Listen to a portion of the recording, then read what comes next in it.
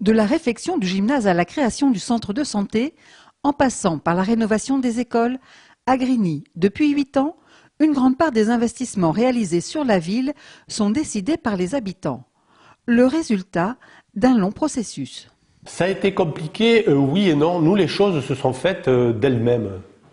Puisqu'on a mis en place les conseils des quartiers, qui au départ étaient 6, qui sont devenus 4, où on examinait toute une série de propositions, etc. C'était très constructif. Et quand on a lancé le budget participatif, il y a de ça doit faire 7 ans, je pense, 7 ou 8 ans, on a posé la question dans les conseils des quartiers en leur disant, voilà, est-ce que vous avez envie de travailler sur un budget participatif? Les gens nous ont dit oui, on a envie de travailler là-dessus. On leur a posé une deuxième question en leur disant, et comment vous voyez le budget participatif? Ils nous ont dit, on ne sait pas. On leur a dit, nous non plus. Donc on s'est dit ensemble, on va inventer un budget participatif à la sauce Grigny-Roth. Et c'est les habitants et nous qui avons inventé le budget participatif. Le budget, il est voté chaque année à la fin du mois de novembre. Vendredi, 47 propositions seront mises aux voix. Montant de l'enveloppe, 441 000 € d'investissement et 46 000 € de fonctionnement. Mais pour en arriver là, il aura fallu franchir quelques étapes. La démo part, ça commence ici, lors des visites de quartier où les habitants, les services municipaux et les élus font l'état des lieux de ce qui a été réalisé et de ce qui a besoin d'être amélioré. Lorsqu'aucune réponse immédiate ne peut être apportée à une nouvelle demande, la réflexion se poursuit dans le cadre du conseil de quartier, en ayant toujours à l'esprit la question de l'intérêt général. L'intérêt général a mis un petit peu de temps à être compris dans cette démarche. Parce que moi je me souviens des premiers conseils de quartier, chacun venait avec son petit problème de proximité. Et c'était difficile de faire comprendre aux gens, effectivement, que oui, si on peut régler le problème, s'il est minime, très bien, mais que l'intérêt du conseil de quartier, c'était de faire profiter une grande partie de la population de ce qui allait se mettre en place. Les habitants, quand ils arrivent pour porter une demande, nous, on s'appuie sur leur expertise d'usager et d'usage. Ils ont un besoin, ils ont un problème, ils ont une proposition, ils la réfléchissent par rapport à leur vécu. Le travail qui va se construire tout autour de cette proposition, c'est comment dégager l'intérêt général de toutes ces demandes. C'est vrai que dans certaines réunions des conseils de quartier, le débat peut être un petit peu houleux, puisqu'il y a débat d'idées, il y a confrontation d'opinions, d'objectifs, mais c'est vraiment l'intérêt du conseil de quartier, c'est vraiment de réfléchir ensemble au devenir de la ville, de co-construire et de replacer chaque individualité dans un intérêt général et dans une construction collective de la cité. Ces demandes, elles ne se limitent pas aux aménagements des quartiers. Santé, environnement, culture, jeunesse, les différents conseils ouverts à tous les habitants permettent à chacun de s'investir selon ses centres d'intérêt ou sa disponibilité. Moi, je comprends très bien le conseil de quartier, oui. Après, j'ai vu qu'il y en avait plusieurs, je m'y perds, c'est vrai. C'est vrai que je m'y perds pas mal, je reçois pas mal de mails, pas mal de convocations, à des tas de réunions. Donc je préfère me limiter d'abord au conseil de quartier, ce qui nous touche vraiment, la proximité. Voilà, et après, on verra plus tard, dans quelques années, si on peut s'élargir à d'autres compétences plus... Moi, j'apprends étape par étape le fonctionnement d'une ville. Je ne connaissais pas du tout. Alors évidemment, quand je suis allée aux premières réunions, j'étais complètement... Je faisais qu'écouter. À force de s'occuper de sa petite personne tout le temps, on a envie de donner un peu de sa personne à d'autres personnes. Et si c'est pour toute la communauté, c'est encore mieux.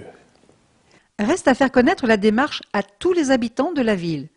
Depuis 3 ans, un tirage au sort est effectué pour désigner les 500 grignerots qui recevront une invitation à rejoindre les différentes instances. Si je n'avais pas reçu un courrier me disant que j'avais été tirée au sort et m'invitant à participer à une réunion d'information, donc sur la démocratie participative comme j'ai dit tout à l'heure, non, je n'y serais pas allée de moi-même. Pourquoi? Je sais pas. Je sais pas. J'aurais pas osé. Je sais pas, c'est... J'aurais pas eu l'audace, si vous voulez. Le terme qu'on emploie, c'est que j'ai été tiré au sort. Parce qu'avant, je n'aurais jamais venu à l'idée d'assister, j'étais tiré au sort. Et puis je me suis dit, pourquoi c'est tombé sur moi? Puisque c'est tombé sur moi, je dois apporter quelque chose. Si la démocratie participative se fonde sur l'implication des habitants, elle s'appuie aussi sur les agents des services municipaux. La Démopart est désormais inscrite au cœur de leur métier. La première chose sur laquelle moi j'ai travaillé, parce que ça me semblait essentiel, c'est de valoriser le travail des agents, donc des collègues, et que les agents soient bien considérés comme participants à la démarche et pas seulement exécutants d'une demande. Ça n'a pas été simple de suite, hein, ça n'a pas été simple de suite parce qu'effectivement, au départ, il pouvait y avoir un conflit.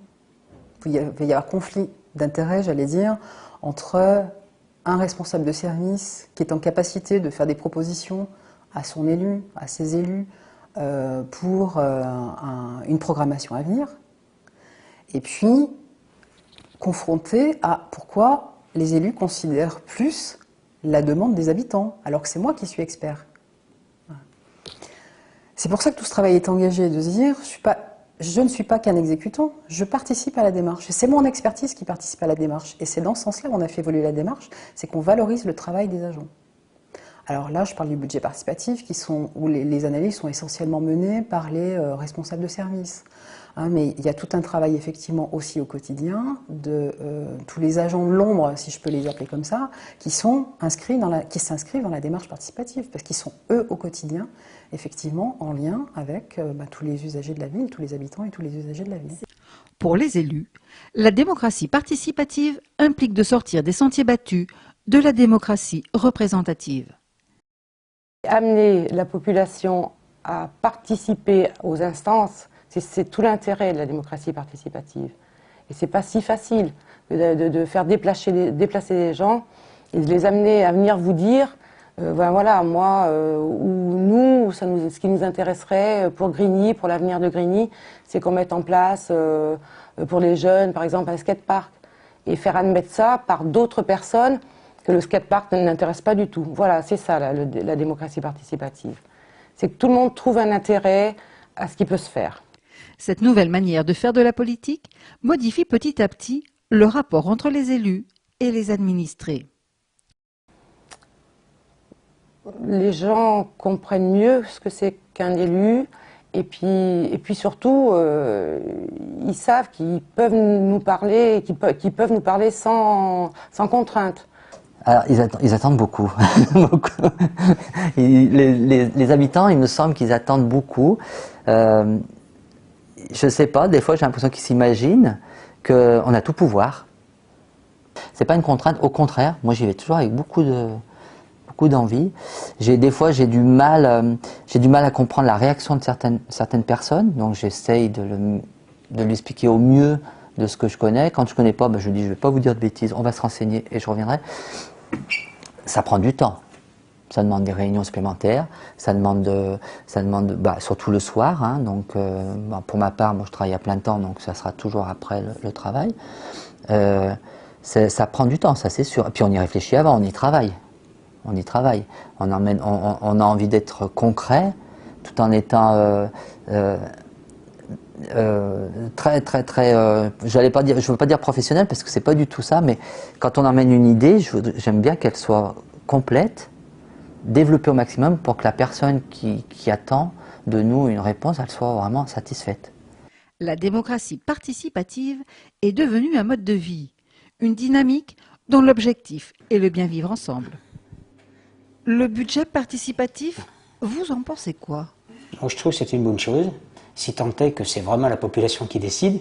Je ne sais pas, encore je ne connais pas bien les rouages de tout ce fonctionnement, mais bon, si c'est vraiment la population qui a un mot à dire sur les budgets et tout, c'est très bien. Je pense que c'est une très bonne chose.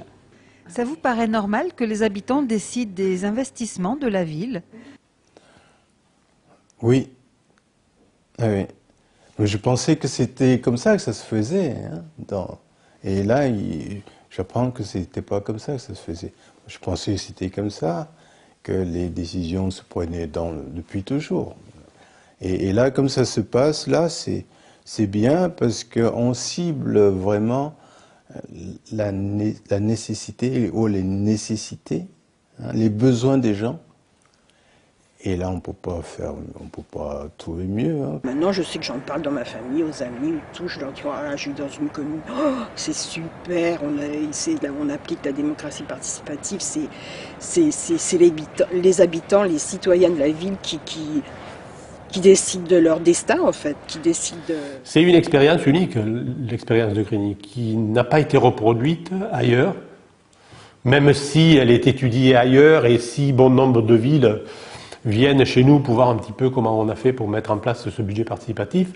Personne aujourd'hui n'est allé aussi loin que ce que la ville de Grigny a fait. Donc voilà, c'est un constat qu'on fait aujourd'hui. C'est vrai que quand on en parle, moi je participe à beaucoup de réunions, des conférences, des trucs comme ça, les gens nous disent vous êtes sur une autre planète. Quoi. Voilà. Mais comment ça peut fonctionner? Mais je leur dis venez voir, vous verrez, ça fonctionne très bien. Il suffit qu'il y ait une volonté politique forte, qu'on se donne les moyens de le faire et les choses se font.